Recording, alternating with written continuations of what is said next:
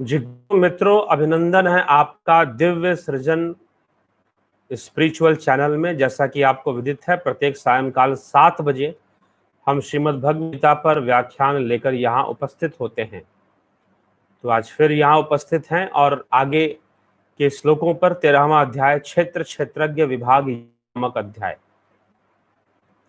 इस पर हमारा व्याख्यान चल रहा है, जिसमें कि हमने पुरुष प्रकृति संसर्ग के विषय को समझा 19वें 26वें श्लोक तक। अब हम 27वें से 34वें श्लोक तक चर्चा करेंगे पुरुष के इस ज्ञान पर। और यह पुरुष का जो ज्ञान है वह क्या है? निष्क्रिय है। निष्क्रिय और आत्मा ही परमात्मा का उपदेश भगवान यहां पर दे रहे हैं। तो कैसे आत्मा ही परमात्मा हो जाता है, कैसे निष्क्रिय हो जाता है, यह विचार करना जरूरी है। कैसे कहा जा रहा है यह बातें, यद्यपि इन विषयों की चर्चा प्रभु ने पहले भी कर दी है, पहले के श्लोकों में भी यह चर्चा आ चुकी है। तो यह जो चर्चा पहले श्लोकों में आई है उसमें भी भगवान ने पुरुष तत्व को निष्क्रिय बता दिया है, उसे भोक्ता रूप बताया है। लेकिन सुख दुख रूपी भोग जो आ रहे हैं वो प्रकृति के कारण आ रहे हैं। आत्मा ही परमात्मा है तो उसके लिए भगवान ने कह दिया, उपदृष्टानुमंता च भर्ता भोक्ता महेश्वर परमात्मे युक्तो देहे अस्मिन् पुरुषः परा। इस देह में जो स्थित जो पुरुष है वही महेश्वर है, वही परम पुरुष है, वही ब्रह्म है, वही चैतन्य पुरुष है, उसी को तू जान, ऐसा भगवान ने पहले ही कह दिया है। तो यह भी है। तो और विस्तार से समझाते हुए प्रभु इसी विषय को और आगे बढ़ा क्या कहते हैं, समम सर्वेषु भूतेषु तिष्ठन्त परमेश्वरम विनश्य स्वविनश्यन्तम यह पश्यति स पश्यति। जो पुरुष नष्ट होते हुए सब चराचर भूतों में परमेश्वर को नाश रहित और समभाव से स्थित देखता है, वह यथार्थ देखता है। जो पुरुष, यहाँ पर पुरुष जो शब्द कहा गया वो टीम में लिखा गया है, लेकिन पुरुष शब्द नहीं लिखना चाहिए, क्योंकि भगवान ने पुरुष शब्द जो है उस परम चैतन्य के लिए प्रयोग कर दिया है पहले ही। तो समम सर्व को नष्ट नहीं करता, न हिनस्ति आत्म नात्मानम, अर्थात अपनी ही हिंसा नहीं करता, ततो याति पराम गतिम, अर्थात वो अपने द्वारा नष्ट नहीं करता। अर्थात प्रकृति के इस चक्रीय, प्रकृति के इस काल चक्र में जिसके अंतर्गत सुख दुख लाभ हानि जय पराजय आदि जो तत्व उत्पन्न हो रहे हैं, उनमें अपने आप को व्यस्त नहीं करता, क्योंकि उसमें व्यस्त रहने से उसकी जो मोक्ष की गति है, उसकी जो कैवली गति है, वह अवरुद्ध होती है, वह रुकती है, और वह चित्तवृत्ति के में ही फंसा रहता है, उलझा रहता है, और पुनरअपि मरणम का खेल चलता रहता है उस जीवत्व बोध के बने के कारण। लेकिन जिसने यह सत्य जान लिया, समझ लिया पुरुष के सत्य को, कि वह हमारे भीतर ही बैठा हुआ है, हमारा ही वास्तविक स्वरूप है वह पुरुष, वह परम पुरुष जिसे हम भगवान कहते हैं, जिसे हम परमेश्वर कहते हैं, जिसे हम परमात्मा कह रहे हैं, जिसे हम ईश्वर कह रहे हैं, वह परम पुरुष उस चैतन्य रूप में वह हमारे ही भीतर है, वह हमारा ही स्वरूप है। यहां तक बात कही जा रही है कि वह हमारा ही स्वरूप है। तो जो इस प्रकार से जान लेता है, अब फिर प्रकृति के चाल में, प्रकृति की जो क्रिया प्रतिक्रिया का जो खेल चल रहा है, प्रकृति के कर्म फल का जो खेल चल रहा है, प्रकृति में सुख दुख लाभ हानि जय पराजय का जो द्वंदात्मक खेल चल रहा है, उसमें उलझता नहीं है। वह बुद्धिमान व्यक्ति है, वह योगी है, और इससे वह परम गति को प्राप्त होता है। अगर वो नहीं उलझता है तो वह परम गति को प्राप्त होता है, क्योंकि प्रकृति आत्मा ही परमात्मा है। यह बात जो स्पष्ट रूप से समझ चुका है, जान चुका है, आत्मा परमात्मा दो अलग अलग चीजें नहीं बल्कि वो एक ही वस्तु है। जीवत्व बोध के कारण वह आत्मा ही हो गया। जैसे ही जीवत्व बोध का नष्ट हो जाएगा ज्ञान के द्वारा, साधना के द्वारा, तो वह आत्मा ही रहेगा, वह शुद्ध रूप में हो जाएगा। ठीक है, पंखा बंद कर दोगे, तार में तो बिजली फिर भी रहेगी, पंखा ही बंद हुआ है, पंखा का कनेक्शन कट गया। अर्थात संपूर्ण प्रकृति का जो चक्र है, प्रकृति का जो विकास है, क्रिया प्रतिक्रिया में, कर्म फल में, सुख के रूप में जो प्रकृति का जो विकास हो गया है, भोग रूपी विकास जो है, उससे संबंध विच्छेद हो गया, संसर्ग खत्म हो गया, पुरुष अलग हो गया, अल्ले हो गया। तो जो इसका ज्ञान रखता है, जो इसको समझ जाता है प्रकृति के इस काल चक्र को और तत्वों से जान लेता है, प्रकृति और पुरुष के तत्व को समझ लेता है, वह निष्काम कर्म करने लग जाता है। वह निष्काम कर्म करने लग जाता है, वह अंतर्मुखी होना शुरू करेगा, वो ध्यान साधना का अभ्यास अपने आप करेगा जब वो इन रहस्यों को जान लेता है, समझ लेता है। अन्यथा जो नहीं जानते, नहीं समझते, उनके लिए भगवान ने कहा कि जो दूसरे ऐसे तो तत्ववेता हैं, तत्वों को वाले हैं, उनके प्रवचन से, उनको उनके समझाने द्वारा सुनकर भी जो चिंतन मनन करते हैं, इन विषयों पर समझते हैं और आगे बढ़ते हैं, वो भी परम गति को प्राप्त करते हैं, वो भी मुक्ति को प्राप्त करते हैं। उनके लिए भी भगवान ने इस प्रकार से, हमने 26वें श्लोक में 25वें श्लोक में कहा था, त्वे मजानंतम श्रुत्यान यभ्य उपासते, परंतु इनसे दूसरे अर्थात जो मंद बुद्धि वाले व्यक्ति हैं, इस प्रकार न जानते हुए दूसरों से अर्थात तत्ववेताओं से, जानने वाले पुरुषों से सुनकर ही तदनुसार उपासना करते हैं। और वे श्रवण परायण पुरुष भी, जो श्रवण परायण है, वह भी मृत्यु संसार सागर को निसंदेह पार कर जाते हैं। यह कारण ही संभव हो पाता है। तो यह भगवान यहाँ पे देते हैं। अगले में 29वें में कहते हैं, प्रकृत्यैव च कर्माणि क्रियमाणानि सर्वशः, अर्थात प्रकृत्यैव च कर्माणि क्रियमाणानि सर्वशः यह पश्यति तथात मानकर्तारम स पश्यति। और जो पुरुष संपूर्ण कर्मों को सब प्रकार से प्रकृति के द्वारा ही करते हुए देखता है, वह व्यक्ति, यहां पर भी भगवान अब एक और महान बात बता रहे हैं कि वह व्यक्ति जो संपूर्ण कर्मों को सब प्रकार से प्रकृति के द्वारा ही किए जाते हुए देखता है और आत्मा को अकर्ता देखता है, वही यथार्थ देखता है। अर्थात जो कुछ भी हो रहा है, जितनी भी क्रियाएं प्रतिक्रियाएं चल रही हैं, कौन कर रहा है? प्रकृति कर रही है। इसकी कर्ता कौन है? प्रकृति है। तो इसलिए कहा जा रहा है, प्रकृत्यैव च कर्माणि क्रियमाणानि सर्वशः यह पश्यति तथात्मा मानम कर्तारम स पश्यति।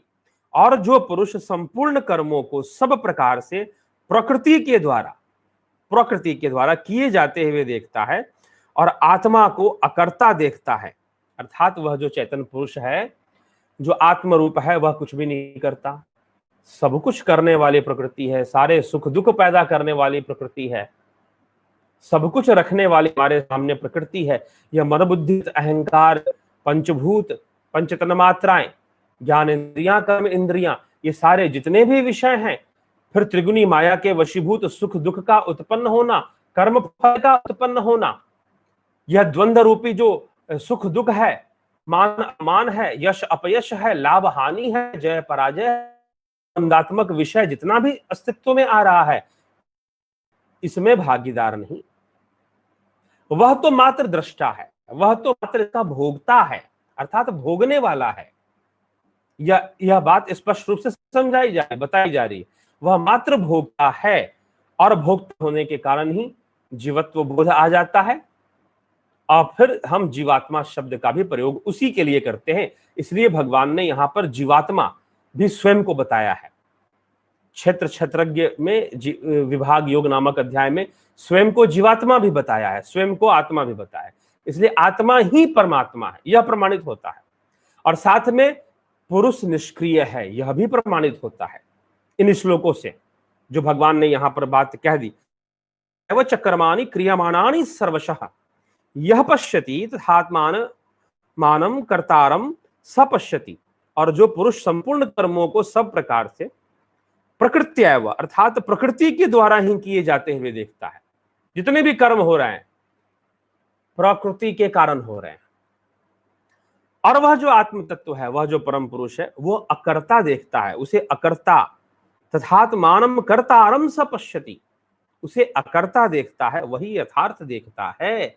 अर्थात अब हम यहाँ पर देखिए एक बहुत बड़ी बात आ जाती है कि हम कहते हैं भगवान ही सब कुछ करने वाले हैं भैया, लेकिन यहां तो कहा जा रहा है कि भगवान कुछ करते नहीं है, हमें बताया जाता है कि वही सब कुछ करने वाले हैं, लेकिन यहां समझाया जा रहा है कि वो कुछ करते नहीं है, सारा खेल तो प्रकृति कर रही है। सारा खेल तो प्रकृति कर रही है, सारे कर्म फल। इसलिए गीता में पहले भी हमने इस विषय पर चर्चा किया है कि भगवान कर्म नहीं करवाते, किसी से कोई कर्म भगवान नहीं करवाते। वह परम पुरुष, वह चैतन्य पुरुष किसी से कोई कर्म नहीं करवाते। प्रकृति के गुणों के वशीभूत ही सारा क्रिया कारण सिद्धांत कार्य करता है। यह चक्रीय व्यवस्था प्रकृति के गुणों के कारण ही चलती रहती है। ठीक है, इस तथ्य को यहां पर उजागर किया जा रहा है।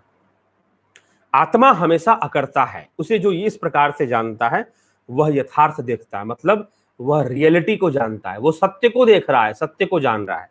आगे, यदा भूत पृथक भाव मेकस्थमनुपश्यति तत एव च विस्तारम ब्रह्म संपदते तथा।